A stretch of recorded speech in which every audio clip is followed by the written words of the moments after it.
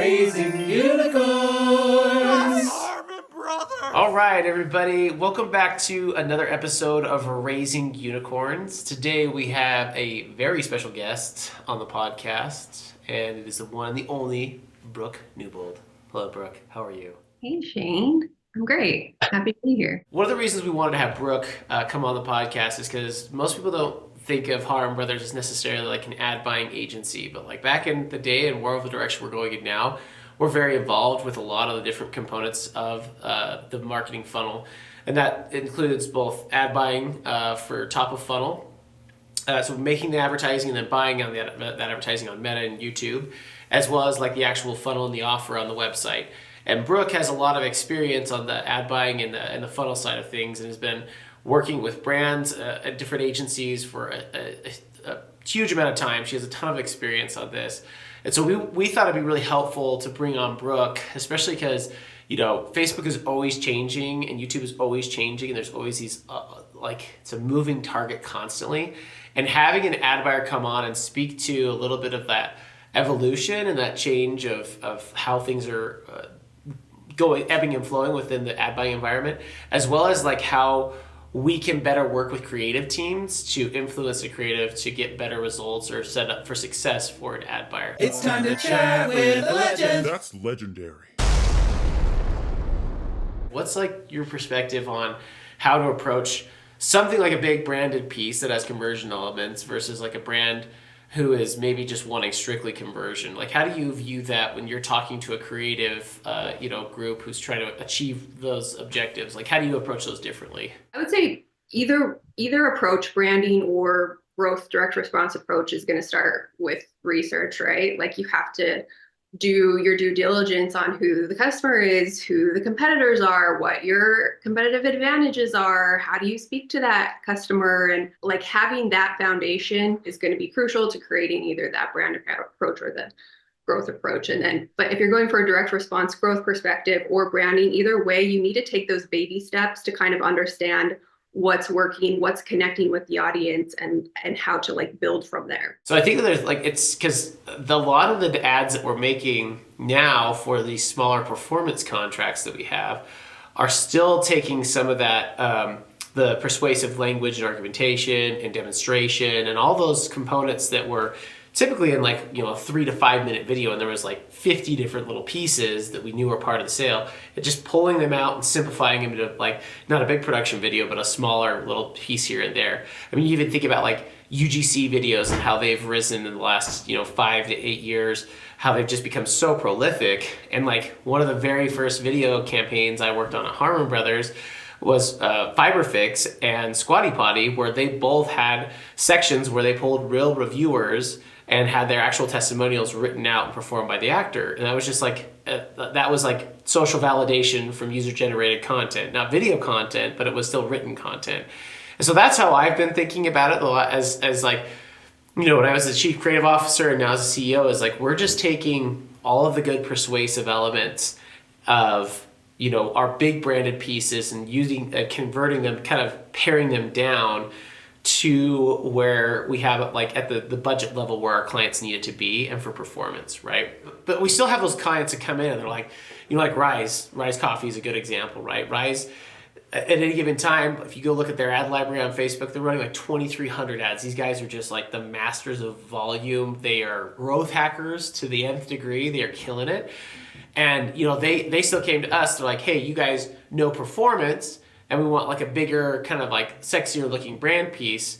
So we want performance and branding. And so it's combining those two together because we have a good track record of that kind of both. So I still think there's places where the big Harmon Brothers campaigns that we're known for have a place. But I would say most companies, aren't going to go, if they're a $5 million company, they're not going to spend $500,000 on a big video campaign. They're going to try and get something more performance oriented first and foremost, right?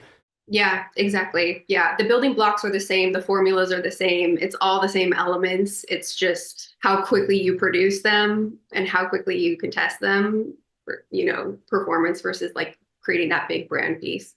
on that rapid iteration you were just mentioning, because that's a huge component, is how fast can you produce content that's meaningfully different from each other. It's just like lots of at-bats. You're not doing one big swing for the fences with a big crazy video. You're doing 100 at-bats to try and find that one double, triple, or home run video that really helps to scale. You're really good at giving feedback. I'm going to compliment Brooke and she's going to hate this. You're very, very good at giving specific feedback that is actionable for the creatives to go tackle and take action on to inform the next round of the creative. And I'd love to know your perspective.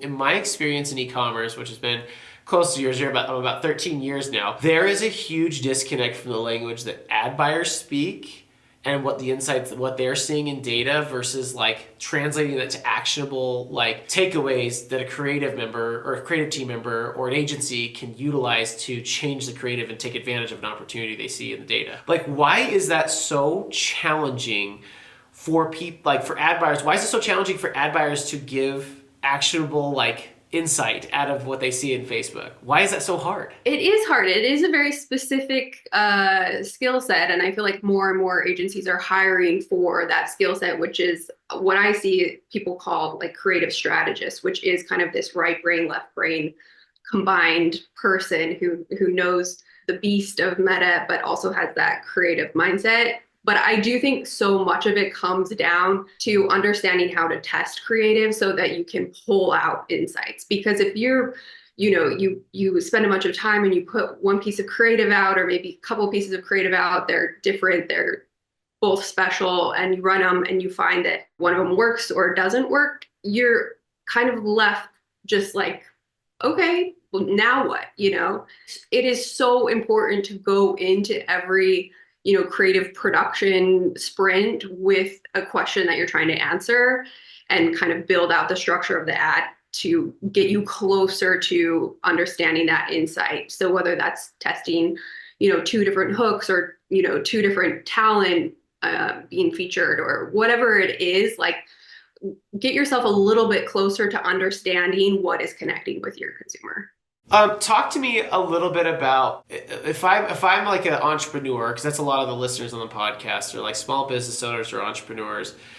If I'm looking to hire an ad buyer, what things should I be asking them if I'm trying to vet an ad buyer? You need someone who is going to be combing all the social media, looking for people who are posting organically or who are willing to just get a phone out and like create some content themselves. Like those are the ad buyers that I've seen like shoot up. Someone who's going to just take some initiative, that's going to be crucial to like getting through the wall, right? So would that even be like fair to say like understanding the limitations of your business and then knowing what levers they have within their control to test, or to move, to pull on to move the needle, right? At the end of the day, it's kind of a numbers game. It's how much have you been able to test and learn. And the more you're testing, the more you're learning. So if your ad buyer is taking that initiative, is thinking through like, oh, I've noticed that the people on this ad keep commenting about this one particular thing. Like, what if I brought this more to the front of the ad, either in the ad copy or, put it in Canva and put that over as an overlay, test them for, scenarios of what would you do in this scenario where your ad isn't working? Like, what would you do? Like, how do you understand the customer? How do you decide what audiences to test it for? Because if you understand the audience themselves too, if you've done the research, if you've looked at your competitors and have been reading and getting a pulse on what stands out in the reviews for your product, then you're going to also have a little bit more insight into, how could I make this better and tweak it? That's a lot of what it is, right? It's like 4 different Lego 2x4 bricks can be reconfigured into it's like 280,000 different configurations while putting them together. And I think people underestimate constantly how many variables they have control over, what they can test, even if they don't have a ton of content, even if they've only got like, 10 or 15 pieces of content, there's a lot there you can reconfigure and recombine. And the other thing I think that's really, really important is giving specific, like knowing the levers that the creative team has on their side, right? Of like, hey, here's an example. Like we delivered some for a client's headphone, a hearing protection client that we're working with.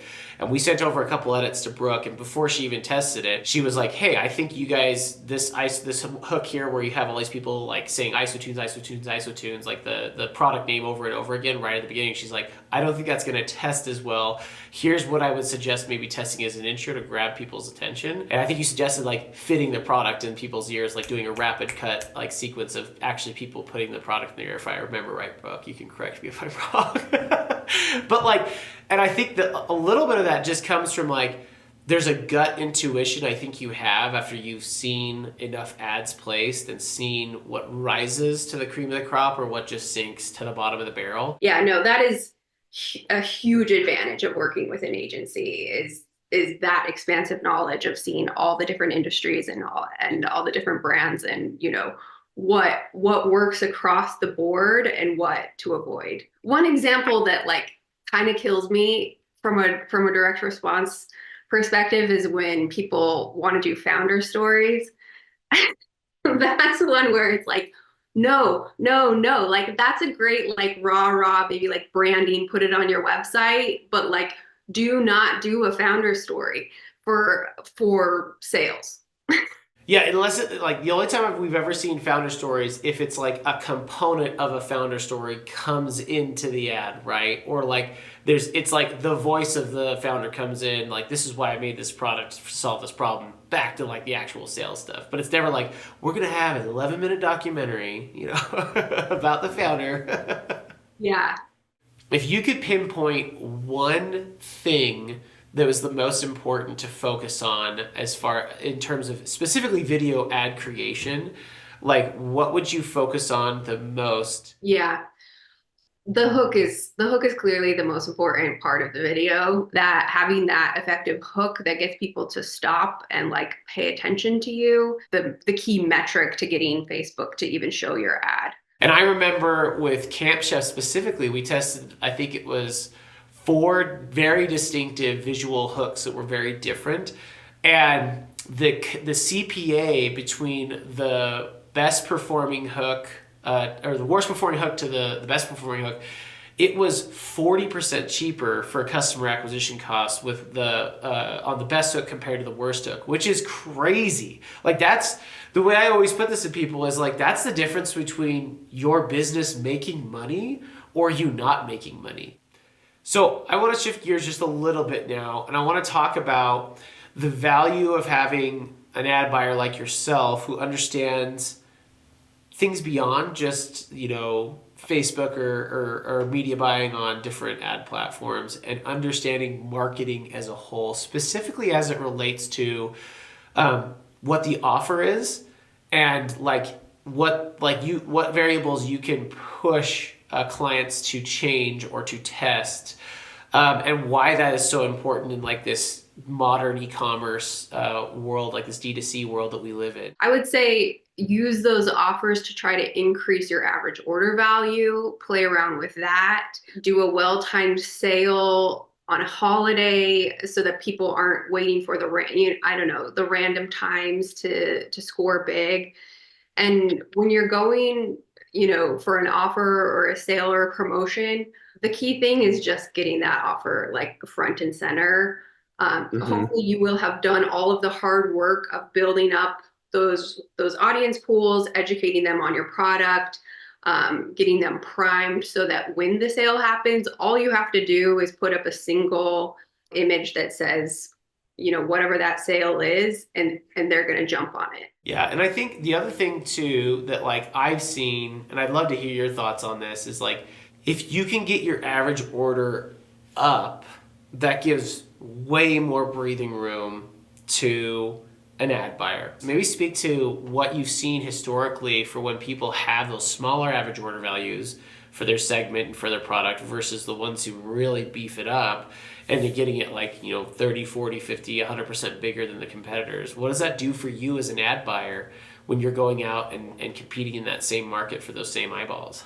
Yeah, right. I mean, it's definitely more firepower, right? When you can test more because your, ROAS goal is a little bit higher, or you're more likely to achieve that ROAS goal. So you can spend a little bit more on the testing side of things. And yeah, I would say as far as average order value goes, like, free shipping at a certain cutoff point, $50 or more, is really helpful for getting that average order value up.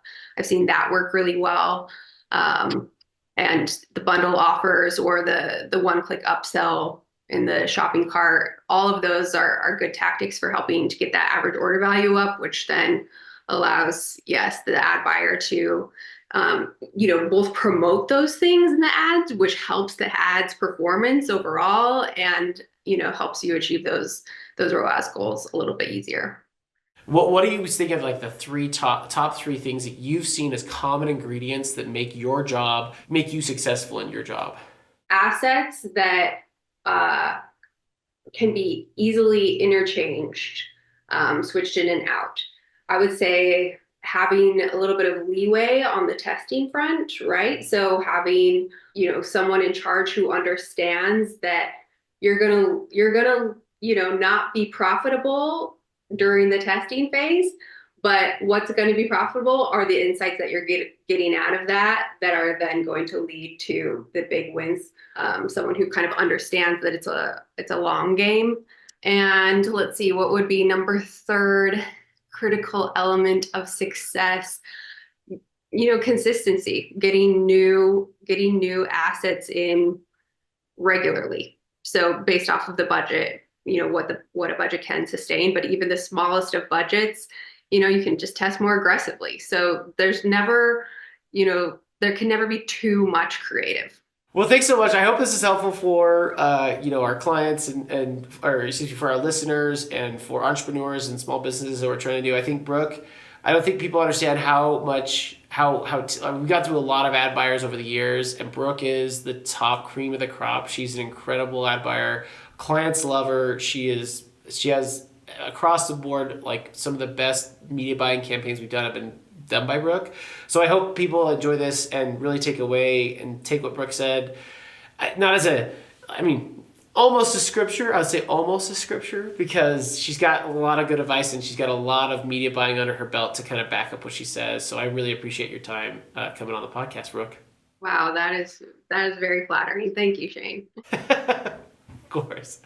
All right, until next time, thanks you guys for listening in. Appreciate it. Thank you for watching Raising Unicorns! Subscribe now.